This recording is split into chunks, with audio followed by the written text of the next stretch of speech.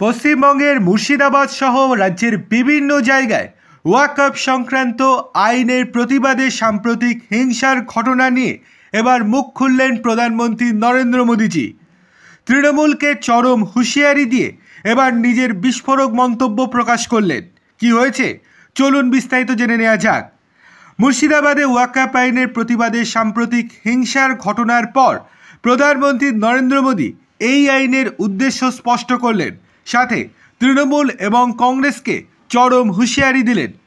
হরিয়ানার হিসারে এক জনসভায় তিনি বলেন, ওয়াকফের নামে লক্ষ লক্ষ হেক্টর জমি অব্যবহৃত পড়ে রয়েছে, যা জমি মাফিয়ারা নিজেদের স্বার্থে ব্যবহার করে চলেছে প্রতিনিয়ত।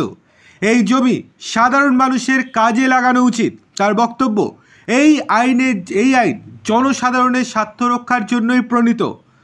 মোদী কংগ্রেস এবং তৃণমূলের তীব্র সমালোচনা করেন। তিনি অভিযোগ করেন, কংগ্রেস সংবিধানকে ক্ষমতার হাতিয়ার হিসেবে ব্যবহার করছে, বাবা সাহেবের আদর্শকে ক্ষতিগ্রস্ত করছে।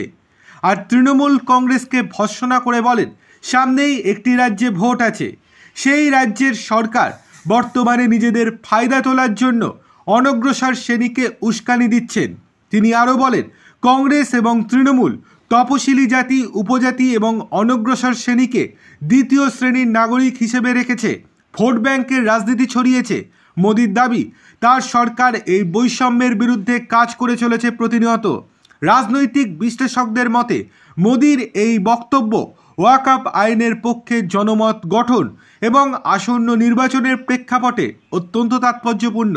এই আইন ও হিংসার ঘটনা নিয়ে আলোচনা অব্যাহত থাকবে বলে মনে করা হচ্ছে।